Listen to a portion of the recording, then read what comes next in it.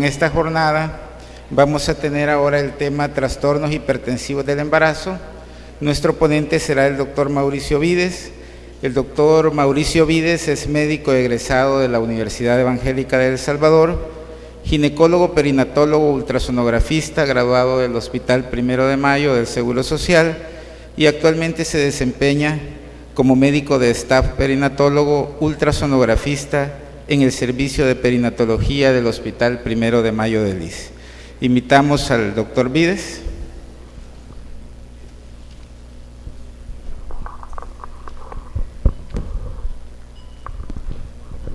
¿Qué tal? Muy buenos días. Muchas gracias en primer lugar a la directiva por la invitación y además de la invitación por tenerme reservado un parqueo. De verdad que me dio un gran gusto cuando me dijeron: doctor, está reservado su parqueo. Yo pensé que me iba a tocar 3 cuadras para allá abajo, pero de verdad un gran detalle. Muchas gracias.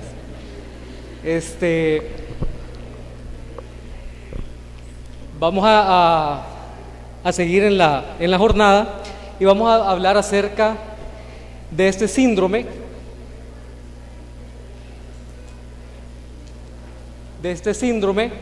que es la preeclampsia o los trastornos hipertensivos inducidos por la gestación. Podemos estar hablando aquí días acerca de la preeclampsia.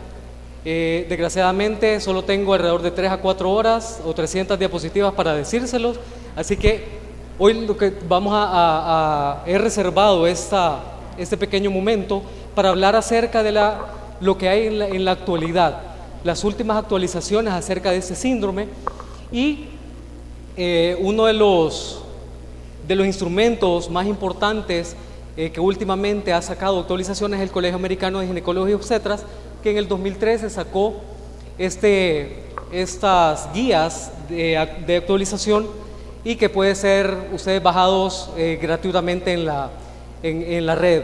Ustedes ponen estas palabras: hipertensión in pregnancy y después seguido de las siglas ACOG, y les aparece inmediatamente el documento. Son alrededor de 100 páginas, los cuales están en inglés, pero es una lectura bien fácil y muy útil. Así que más que todo es el documento que vamos a revisar, algunas actualizaciones.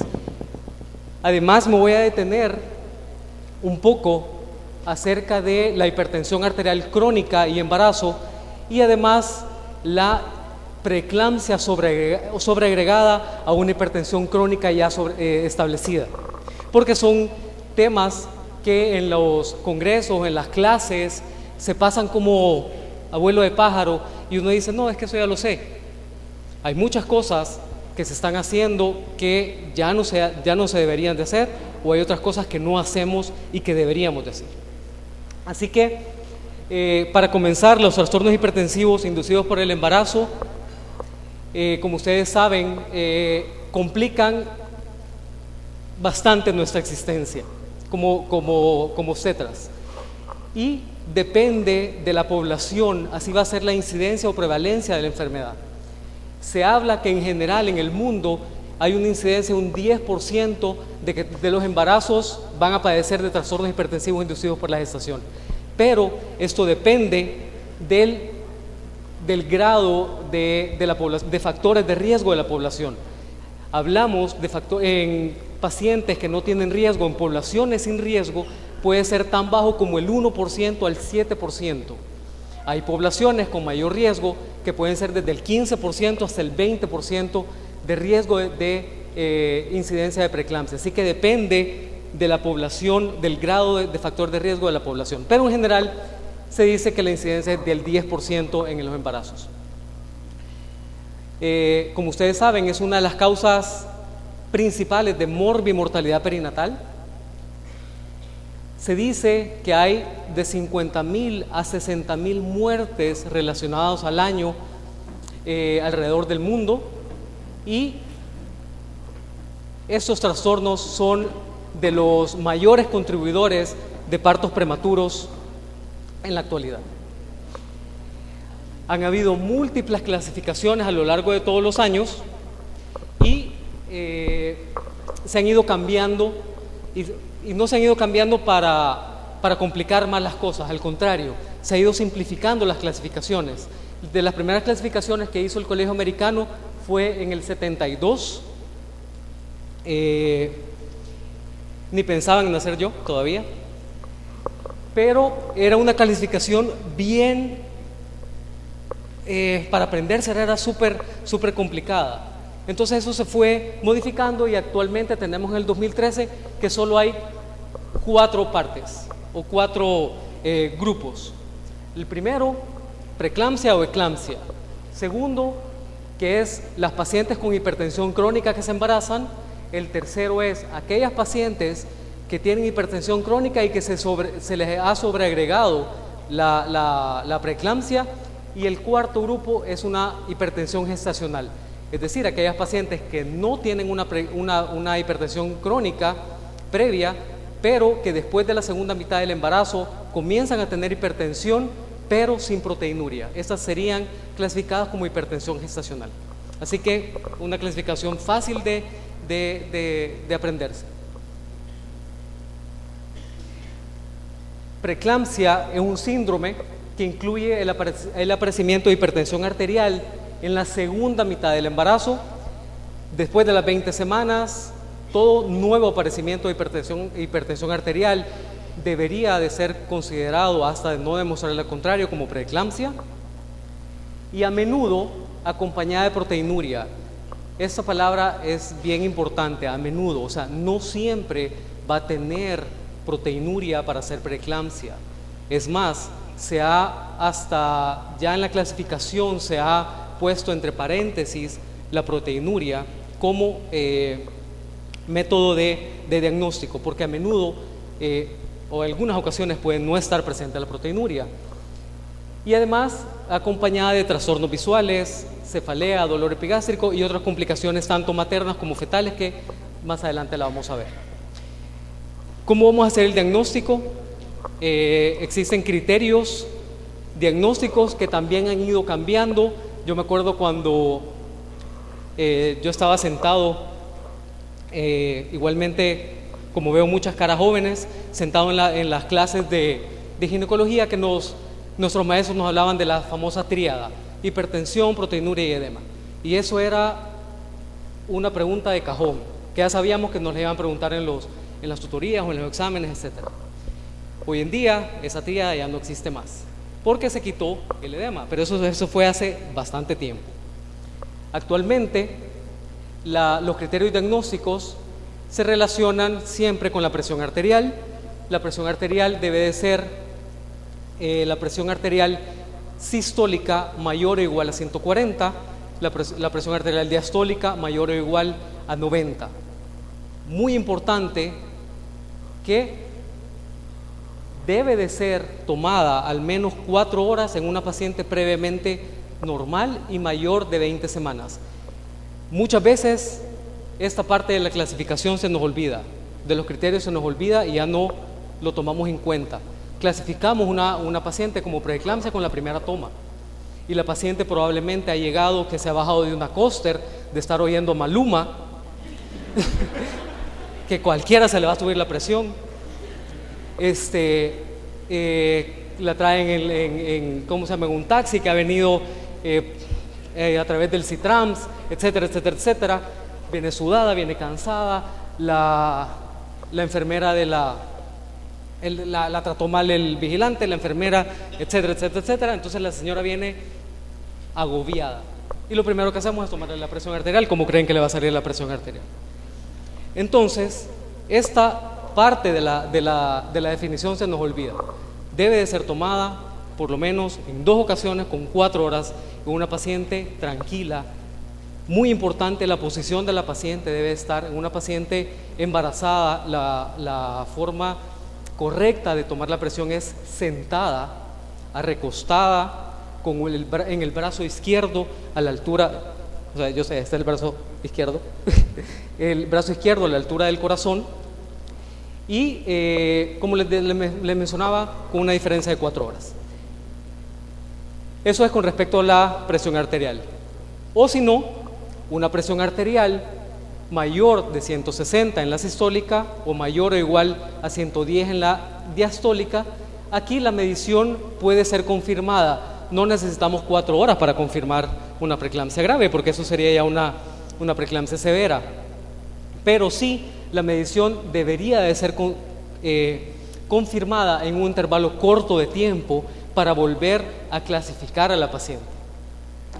Nosotros en el hospital les decimos la descatalogamos, ¿verdad? Porque en la emergencia o en la admisión le encontraron una presión arterial de 160, 110 o 120, pero cuando llega a la labor de partos probablemente ya tenga menos y la podemos descatalogar, si cabe esa palabra. Otros criterios diagnósticos de preeclampsia, como mencioné, la proteinuria.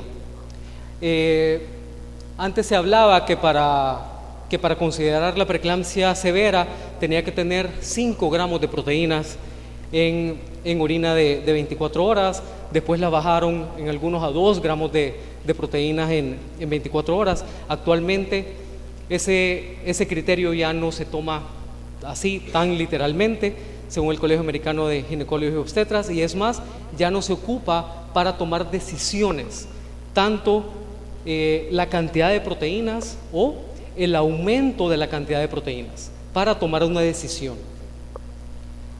Entonces, para considerar preeclampsia, tenemos que tener una depuración o una pérdida de proteínas en orina en 24 horas de 300 o más.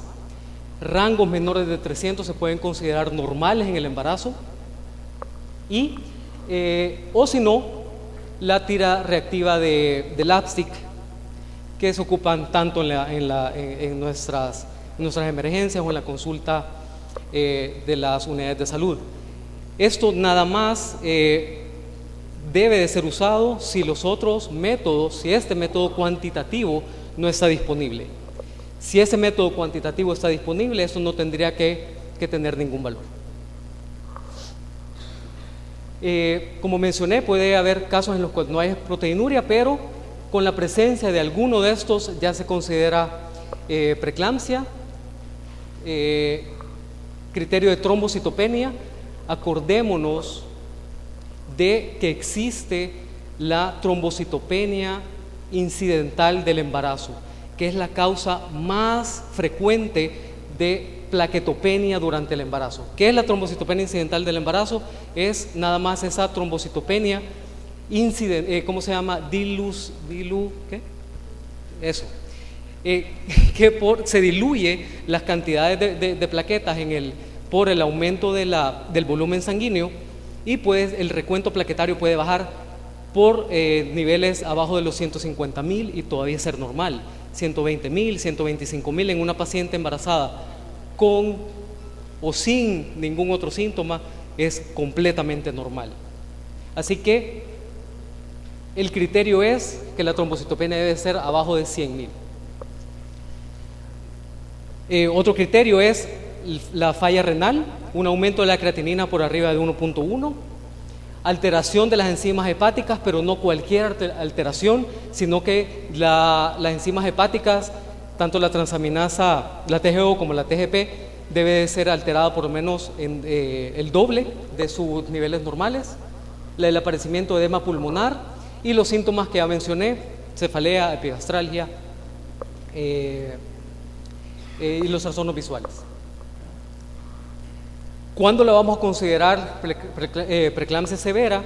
Como ya les había mencionado, presiones alteradas por arriba de 160 la diastólica, arriba de 110 la sistólica, el aparecimiento de lo que habíamos dicho, y muy importante es que el RCIU queda fuera de estos criterios, ya que antes del 2013 el RCIU era podía ser criterio de preeclampsia grave, pero fue quitado, ya que puede aparecer RCIU en pacientes que no tienen preeclampsia, o en pacientes que tienen preeclampsia severa pueden no cursar con RCIU.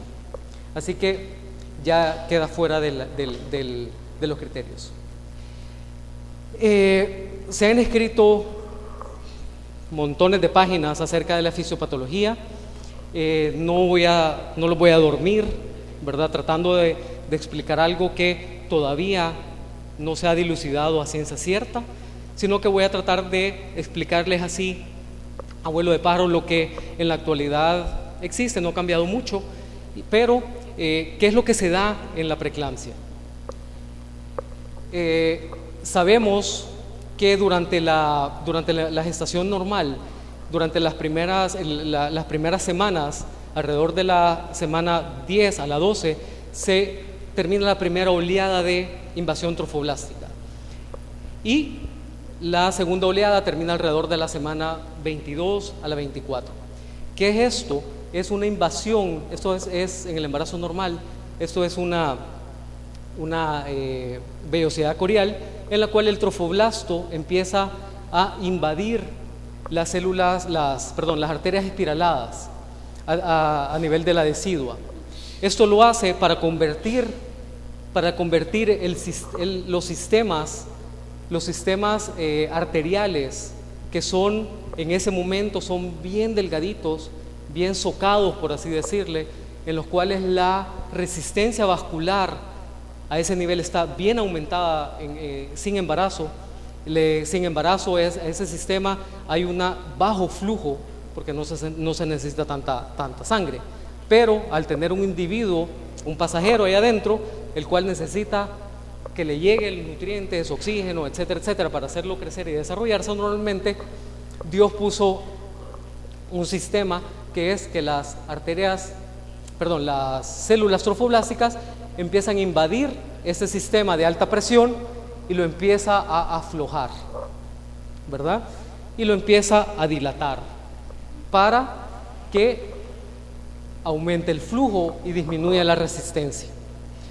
Esto no pasa en la mayoría de pacientes que van a tener preeclampsia o que van a cursar con restricción del crecimiento intrauterino, ya que la fisiopatología la comparte.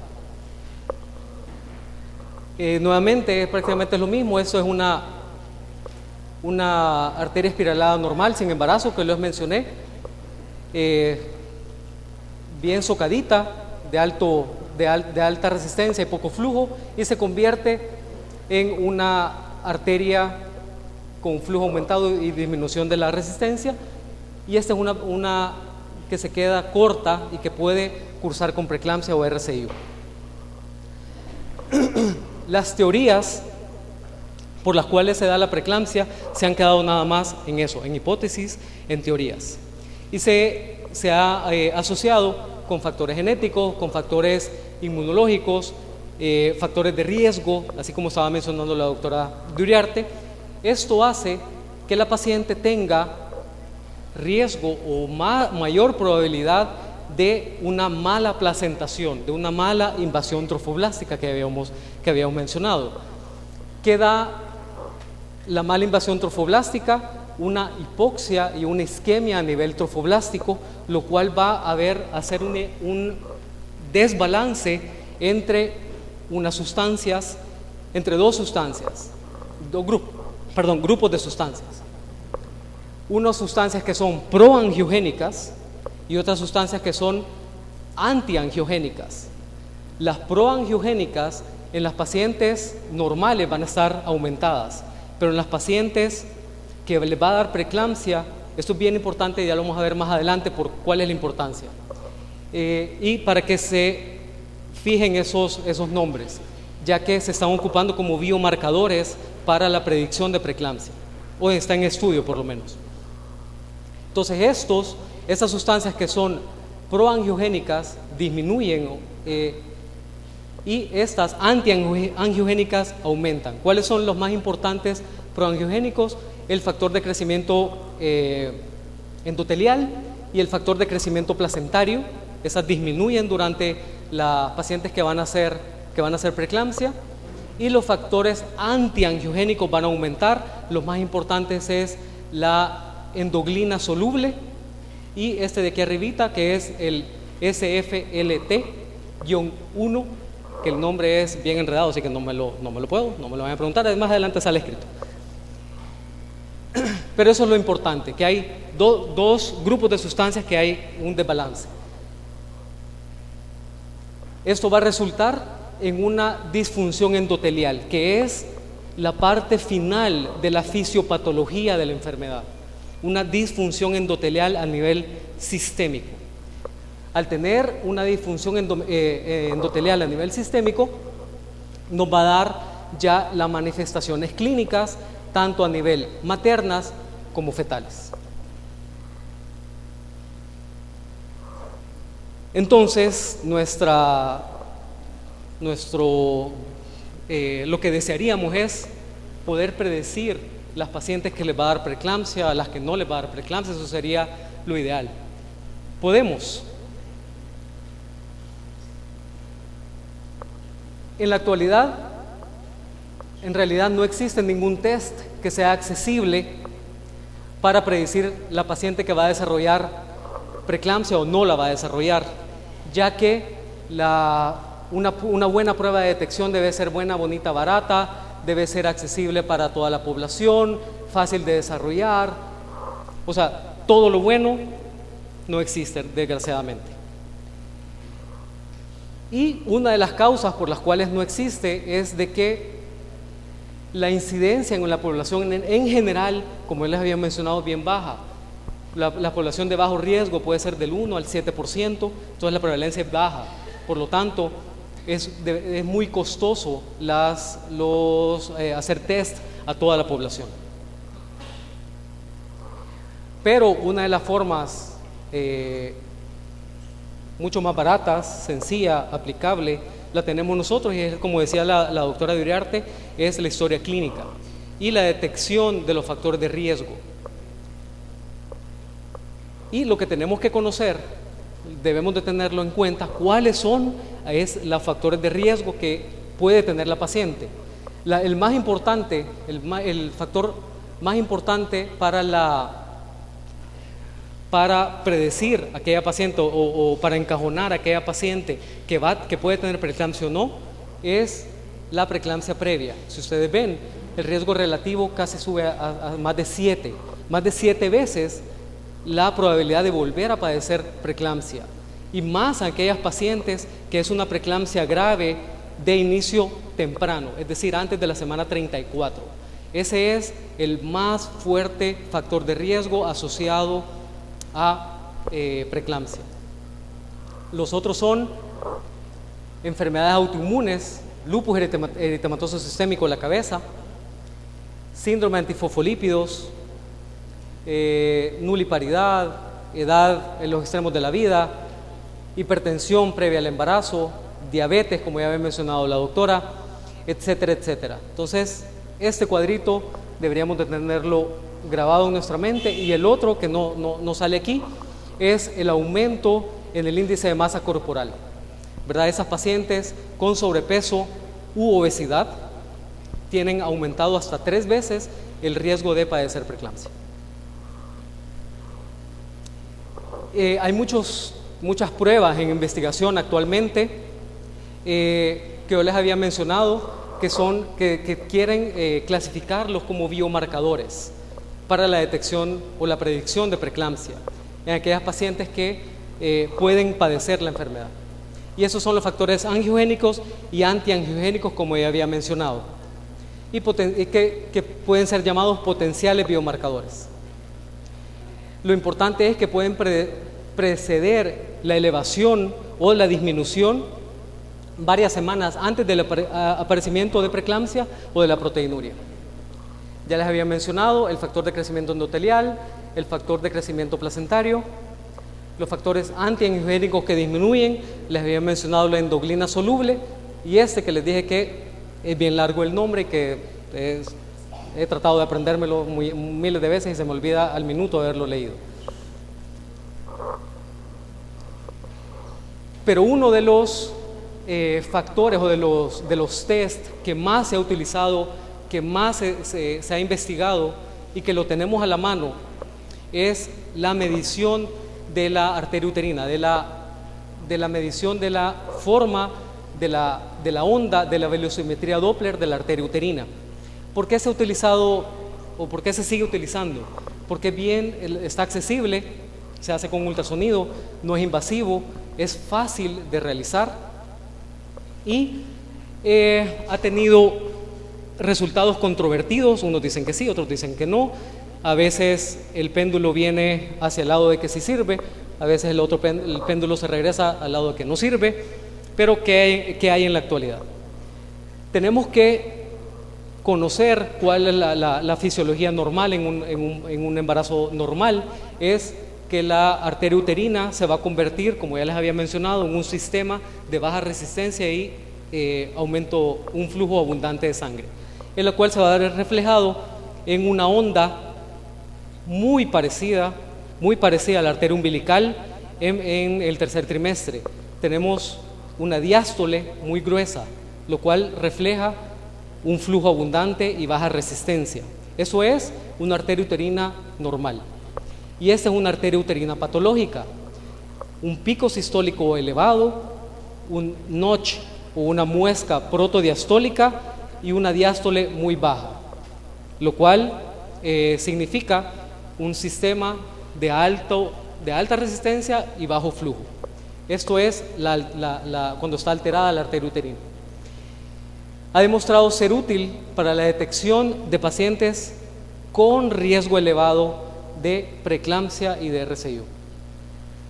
Como les mencioné, es bien fácil de reproducir, es bien fácil de realizar, es cuestión de minutos, en la cual nada más se pone el traductor a nivel de ambas arterias ilíacas y se observa los vasos ilíacos, tanto la arteria ilíaca y la vena ilíaca, y el vaso que lo cruza es la arteria uterina, tanto a la derecha como a la izquierda. ¿Qué es lo que vamos a considerar? ¿Qué variables? El momento de la evaluación, es decir, la edad de la evaluación, se puede realizar en el screening del primer trimestre, alrededor de las 12 semanas, o a nivel de la semana 22 a la 24. El que más se ha utilizado es el screening del segundo trimestre, entre la 22 y la 24. Como mencionaba, tenemos que ver la morfología de la onda, y lo más importante es medir el índice de pulsatilidad, el IP, el cual hay tablas para cada semana, y ocupamos el percentil 95. Arriba del percentil 95, para cada semana, la arteria uterina está alterada. Y tenemos que emplear el promedio o una media o la sumatoria de ambas arterias dividido entre 2 para sacar el IP promedio, ya que existe una localización asimétrica de la placenta. La placenta no va a estar exactamente en el centro del útero. Puede estar una más tirada a la derecha o una más tirada a la izquierda. Por lo tanto, los índices de pulsatilidad del lado derecho va a ser diferente del lado izquierdo dependiendo de la localización de la placenta. Por lo tanto, para evitar eso, debemos de ocupar ambas arterias uterinas. Esta es una de las tablas para IP, pero esta no es muy útil ya que no tiene cada semana el IP. Hay tablas actualmente que cada semana tienen el IP en el percentil 95. De esta tabla, lo importante que quiero que se les fije es que para qué nos sirve la prueba.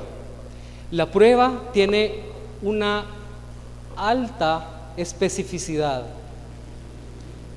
es decir, detecta muy bien aquellas pacientes que no van a tener la enfermedad. Pero la sensibilidad es muy variable, a veces es muy baja, lo cual la capacidad de la prueba para detectar las pacientes que van a tener la enfermedad es muy baja. Entonces, el índice de falsos positivos es muy alto. Así que la utilidad de la prueba nos sirve más para detectar aquellas pacientes con factores de riesgo, no se les olvide, con factores de riesgo que no van a tener la enfermedad. Entonces, esa es la utilidad actualmente. Y si ustedes ven, el porcentaje del valor predictivo negativo es bien alto, en algunos casos hasta 100, y el momento en el cual tiene su máxima utilidad la prueba es para predecir aquellas pacientes que van a presentar o no van a presentar la enfermedad antes de la semana 34. Entonces, el valor predictivo negativo de esta prueba es muy importante. Es decir, por ejemplo, tenemos una paciente diabética o una paciente que presentó una preeclampsia o eclampsia antes de la semana 32, nos llega en el segundo embarazo. Yo le hago las arterias uterinas en la semana 22 a la 24 y me aparece que las arterias uterinas están completamente normales. ¿Cuál es el significado? Es que esta paciente tiene muy pocas probabilidades de volver a presentar una preeclampsia antes de la semana 34, porque la prueba le salió negativa. Entonces esa es la importancia. Si le sale positiva, el valor predictivo positivo de la prueba son muy bajos, tienen muchas tasas de falso positivo. Por lo tanto, no se puede iniciar un manejo o se puede empezar a sobrediagnosticar o sobreactuar por la prueba positiva. Lo más importante es cuando la prueba sale negativa. Esto ya les había mencionado.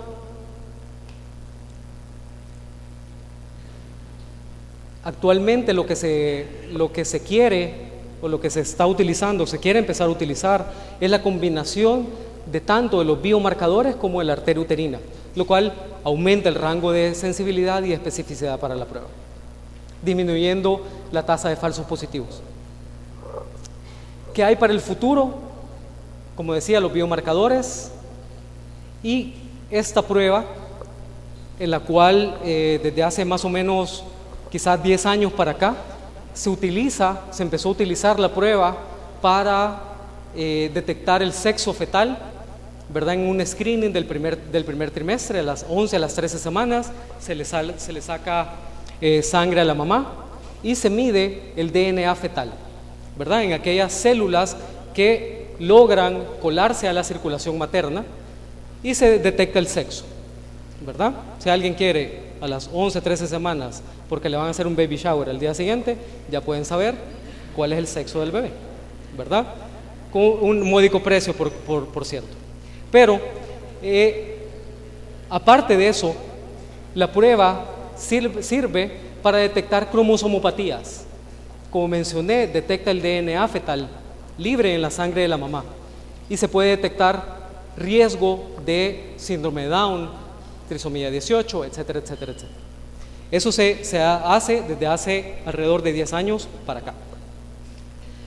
Desde hace más o menos 3, 4 años, esto se creyó que podía servir para detectar aquellas pacientes que van a presentar preeclampsia. Porque se había observado que en las pacientes que hacen isquemia a nivel trofoblástico, aumenta el pasaje de células o de DNA fetal. Y entonces estas pacientes que tenían preeclampsia se veía que tenían más DNA libre en sangre materna. Pero, como les dije, vienen los péndulos de que sí y después regresa el péndulo de que no sirve. En el 2015, publicado por la Ultrasound Obstetrics and Gynecology, publicado online en el diciembre de 2014, un grupo de un gran ultrasonografista, publicador, como es Kypros Nicolaides, apareció, o este grupo hizo un estudio en el cual concluyó que el DNA fetal en la fracción en el plasma materno a las 11, 13 semanas no es un buen predictor para preeclampsia. Entonces, como les digo, eso está en investigación, todavía se necesitan mucho más estudios de más grandes, multicéntricos, randomizados, etcétera, etcétera, para poder llegar a la conclusión y poder demostrarse. ¿Qué se puede hacer o qué se ha hecho o qué se está haciendo para prevenir a estas pacientes en las cuales aquellas podemos detectar que tiene la posibilidad o que tiene un riesgo de tener preeclampsia? Se han estudiado múltiples intervenciones en los últimos 20 años y ninguna intervención ha sido comprobada con exactitud que puede prevenir o disminuir el riesgo prevenir inequívocamente la enfermedad. Pero sí se conocen actualmente, y se puede decir con certeza, las que no sirven. No sirve la restricción de sal. Aquellas viejitas que le dicen, uy, niña, no comas sal, te va a dar preeclampsia, uy, te vas a hinchar. O sea, esa ya no es cierto. Ya le pueden decir a la señora, mire, el Colegio Americano dice que se puede comer sal. La restricción, la ingesta de proteínas o dar proteínas a estas pacientes no aumenta el riesgo, no disminuye el riesgo. El aceite de pescado, se hablaba mucho de los omega 3, del atún, de la sardina, etcétera, etcétera, etcétera, de darle suplementos con omega 3, no se ha relacionado con una disminución. Suplementos de vitamina C, de vitamina E, de vitamina D, el reposo en cama o la restricción de la actividad física tampoco se ha visto relacionada con la prevención de los trastornos hipertensivos inducidos por el embarazo. Pero doctor, en mi hospital dan suplementos de calcio para prevenir. Se ha observado, por eso lo puse aquí excepto, que en aquellas poblaciones en las cuales tienen una baja ingesta de calcio, sí puede disminuir considerablemente la tasa de preeclampsia. En aquellas poblaciones con baja ingesta de calcio.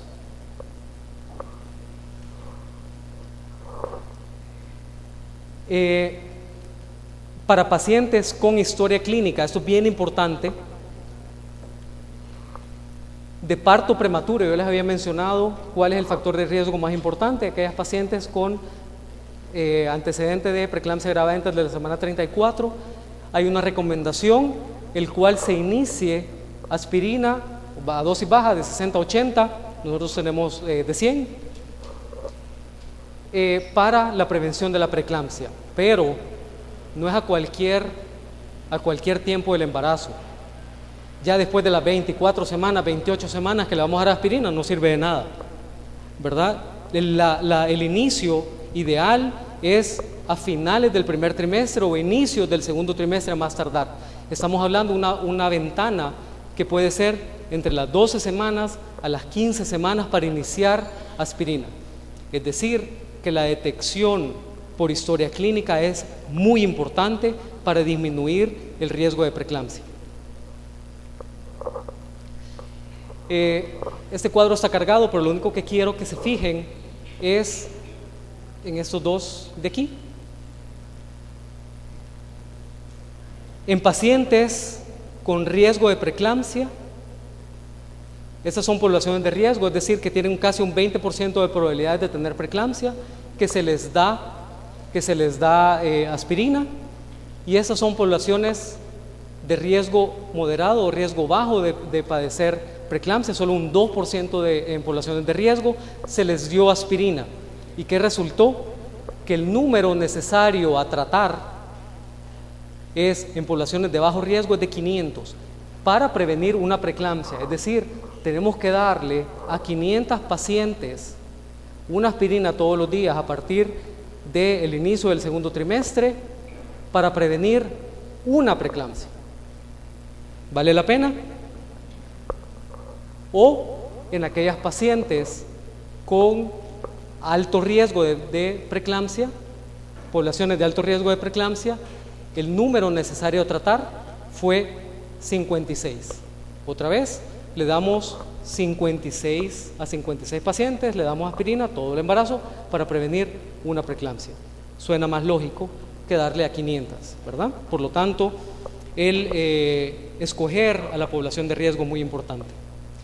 Y en aquellas pacientes que yo les mencionaba, que son las de mayor alto riesgo, menores de preeclampsias, historia de preeclampsia abajo de las 34 semanas, el número necesario a tratar es 50, ¿verdad? Es decir, de una, es dar 50 para prevenir una. Como mencioné, el siguiente apartado me voy a detener un poquito a hablar acerca de hipertensión arterial crónica, esas pacientes que se embarazan. Esto es un reto para el proveedor de salud y, si ustedes no me van a dejar mentir, es una de las complicaciones actualmente con mayor asociación a embarazo. me atrevo a decir que después de la diabetes sigue la hipertensión arterial crónica. Y gracias a Dios son pacientes que, como son jóvenes, la gran mayoría, en edad reproductiva, la hipertensión crónica es una hipertensión crónica leve a moderada, sin, la gran mayoría, pues, sin lesiones a órgano blanco. Entonces, son pacientes que generalmente solo utilizan un antihipertensivo a dosis baja o un antihipertensivo a dosis moderada. Esas son la gran mayoría de pacientes que tenemos. Yo sé, existen los casos yuca, pero son las excepciones. La gran mayoría son las hipertensas crónicas light. Entonces, en esas me quiero detener. Primero se debe confirmar si la elevación de la presión arterial es o no preeclampsia, ¿verdad? Hablamos que hay pacientes que ya se conocen que son hipertensas, o otras pacientes comienzan con hipertensión antes de la semana 20. Esas serán hipertensas crónicas. Si aparece después de la semana 20, ese es el gran riesgo, el gran reto. ¿Será preeclampsia a las 22 semanas, 24 semanas, o será el inicio de una nueva hipertensión arterial crónica? Hipertensión arterial crónica es definida como hipertensión presente antes de la gestación, como les he mencionado, afecta el 5% de la población y presiones arteriales arriba de 140/90 ya se considera hipertensión. Y esta es la clasificación que yo les decía, de leve a moderada es de 140 a 159 la sistólica y de 90 a 109 la diastólica. Esa es la gran mayoría de pacientes que tenemos nosotros, ¿verdad? De leve a moderada. Y la severa es cuando está 160, arriba de 160 la sistólica y 110 la diastólica.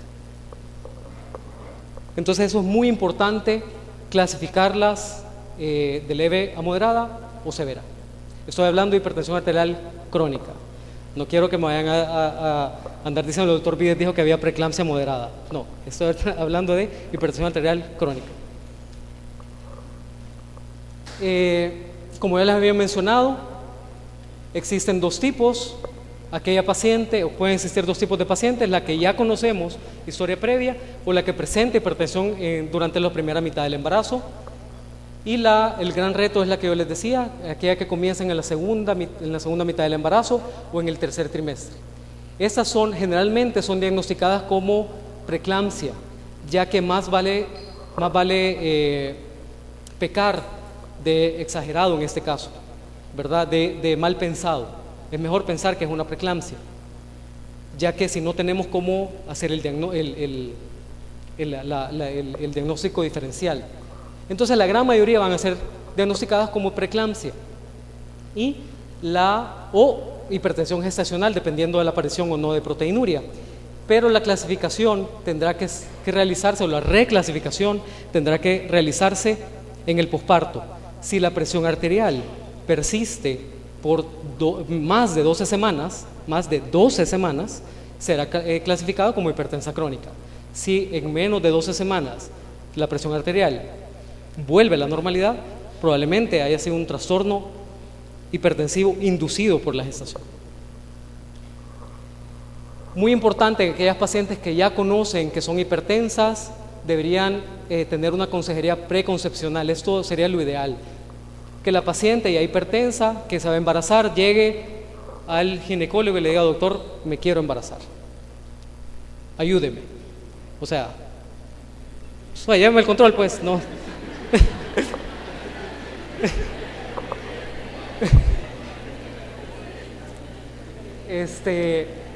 No sean mal pensados. Entonces, en ese momento lo que uno debe de hacer es el control de la presión arterial. En pacientes que la presión arterial está muy alterada, muy elevada, pues debe de embarazarse, no debe de embarazarse, debe de controlarse en primer lugar la presión arterial, y debe de evaluarse las lesiones a órgano blanco, es decir, lesión a nivel cardíaco, lesión a nivel cerebral, ojo, y muy importante, a riñón, ¿verdad? El aparecimiento de lesión renal ya sea proteinuria o aumento de la creatinina, como ya mencionó la doctora Uriarte, aumenta el riesgo de morbilidad perinatal.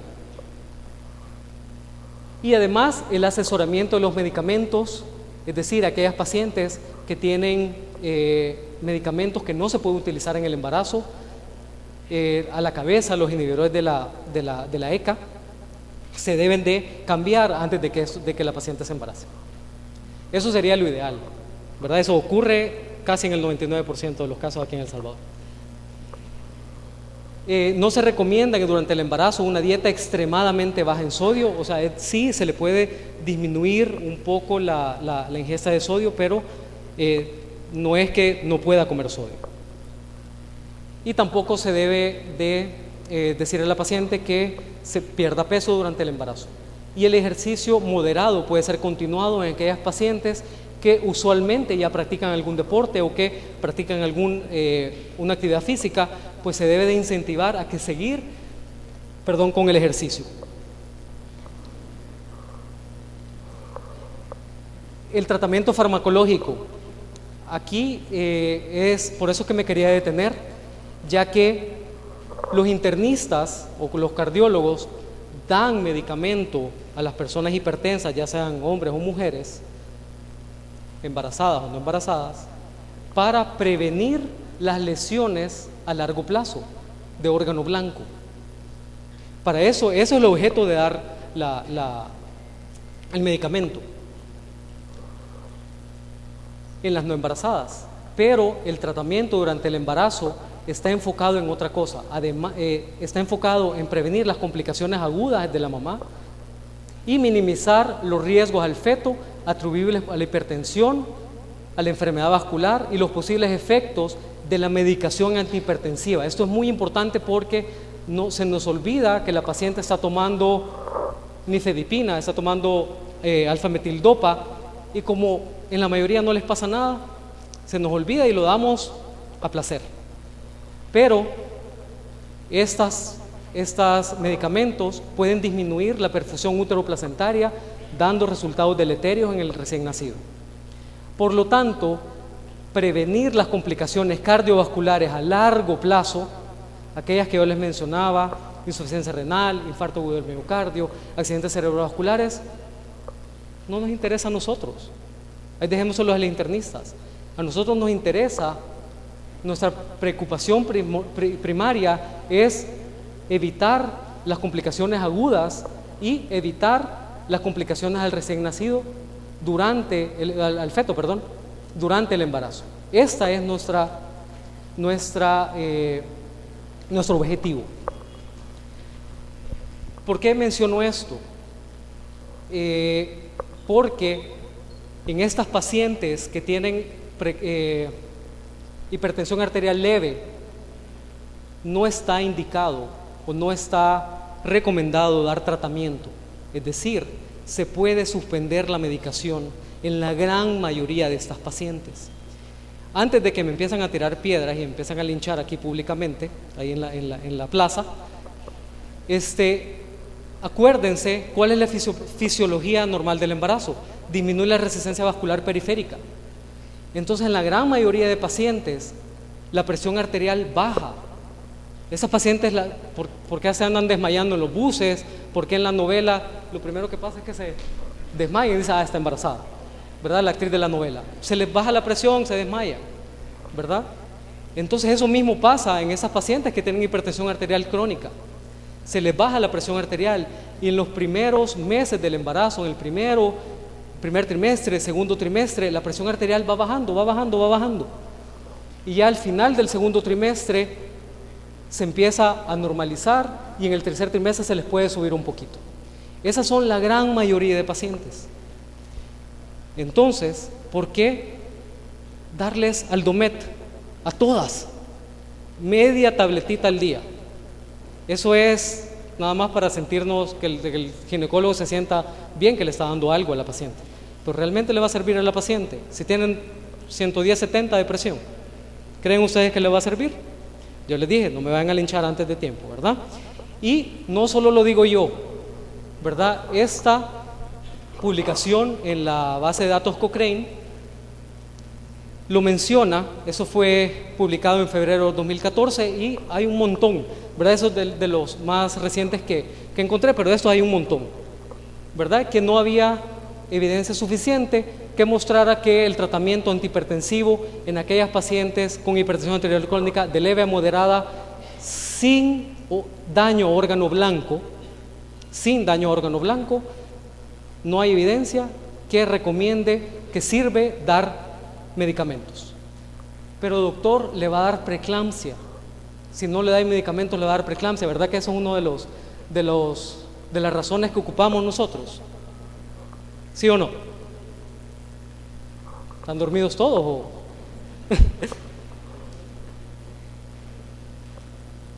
En referencia al riesgo de preeclampsia, no existe evidencia o diferencia significativa en aquellas pacientes que fueron dado placebo o dado tratamiento antihipertensivo. Entonces, esa razón por la cual le decimos, es que señora, le puede dar preeclampsia, o le decimos al doctor, mire doctor, al agregado o al que está de turno o algo, agreguémosle porque le puede dar preeclampsia para evitar preeclampsia. Eso no es cierto. Lo que sí, bueno, tampoco hubo diferencia en partos prematuros, no hubo diferencia en fetos de bajo peso al nacer. En lo que sí hubo diferencia significativa es en el desarrollo de hipertensión severa asociada con el uso de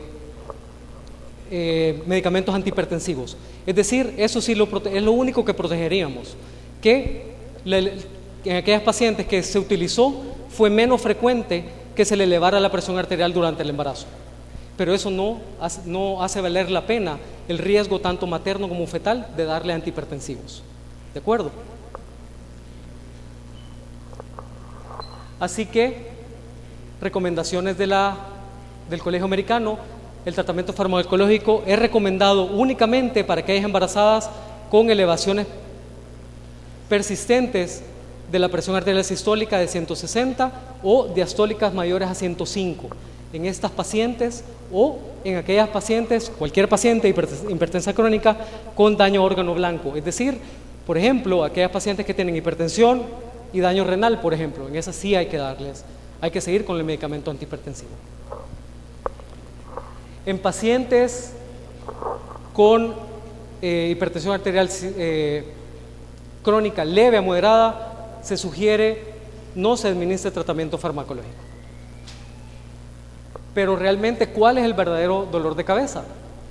Es cuando la paciente ya es hipertensa y viene hipertensa a la emergencia y nos preguntamos, ¿es una crisis hipertensiva o es una preeclampsia grave sobreagregada?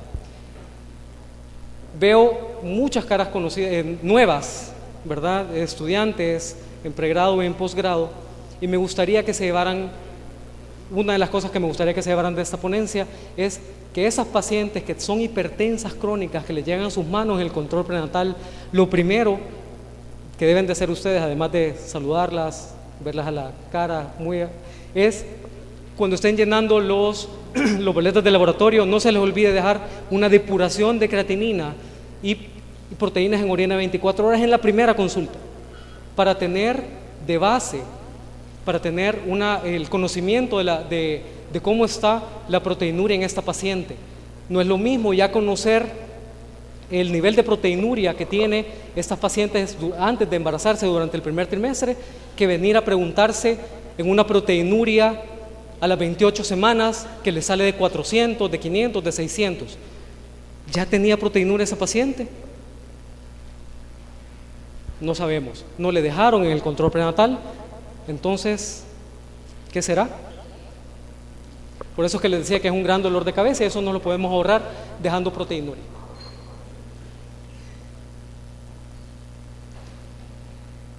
Pero hay algunos signos que nos pueden ayudar a diferenciar si es una preeclampsia sobreagregada o no.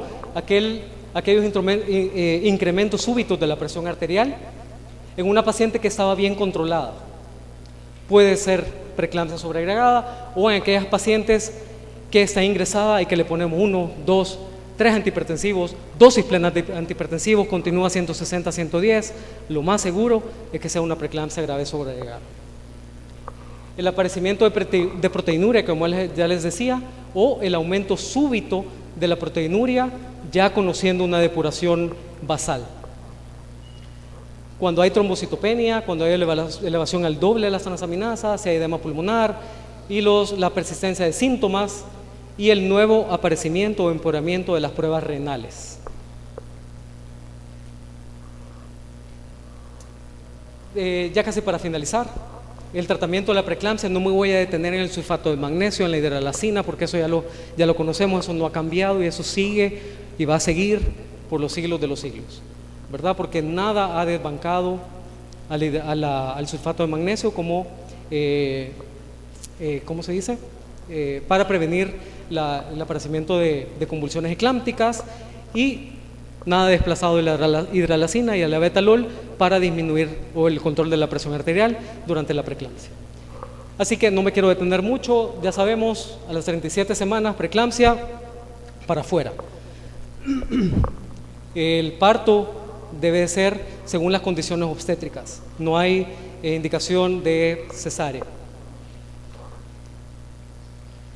Hay dos grupos, en aquellas pacientes que tienen entre las 34 y las 37 semanas, con preeclampsia leve, se puede dar un manejo expectante. No es necesario la inducción del parto entre la semana 34 y 37 si no hay labor de partos y no hay ruptura de membranas, si las pruebas tanto maternas como fetales están normales, si el peso del bebé y el líquido del bebé está normal, y si no hay sospecha de abrupción de placenta, podemos continuar el embarazo hasta la semana 37.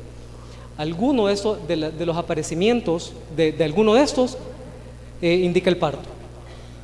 Menos de 37 semanas debe ser evaluada, la paciente ya debe ser evaluada tanto manejo ambulatorio u hospitalario, dependiendo del riesgo social de la paciente.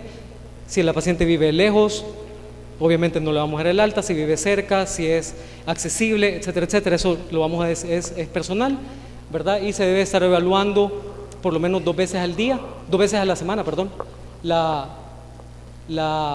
evaluación materna, y la evaluación fetal debe de ser 2 veces a la semana, perdón, y si tiene nada más hipertensión gestacional puede ser 1 vez a la semana el NST. Al llegar a las 37 semanas, el parto. Con pacientes que tienen 34 semanas o más, se recomienda el parto lo más pronto posible después de la estabilización materna. Esto es para preeclampsia severa. Pacientes con 34 semanas o más, preeclampsia grave, el parto. Antes de la semana 34, con pacientes tanto la madre como el bebé estables, se recomienda el manejo conservador, y se sugiere que la decisión de terminar el embarazo, lo que les decía al principio, no sea basada en la cantidad de proteinuria. Nos asustan las proteinurias de 5 gramos, 6 gramos, 7 gramos, y que una semana después le aumenta a 8, a 10 gramos. Eso lo sacábamos antes. Pero la decisión de terminar el embarazo no debe ser basada en ese criterio.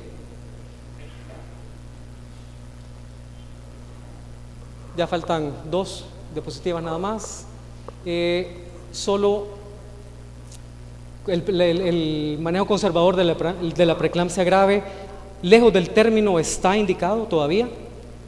Entre la semana 26 a la 34, abajo de la semana 26 es muy discutido el manejo conservador, y abajo de la semana 24 no está indicado el manejo conservador. Es decir, que si tenemos una preeclampsia grave cuando no hay viabilidad fetal, el manejo conservador no está recomendado. Está recomendado la terminación del embarazo porque hay más chance de complicaciones maternas. Son los criterios para finalizar o dar por terminado el manejo conservador si aparece en cualquiera de estos, hipertensión severa recurrente, etcétera, etcétera, etcétera. Son prácticamente los mismos criterios. El único criterio que se ha quitado es el de la proteinuria severa. Así que muchas gracias por su atención.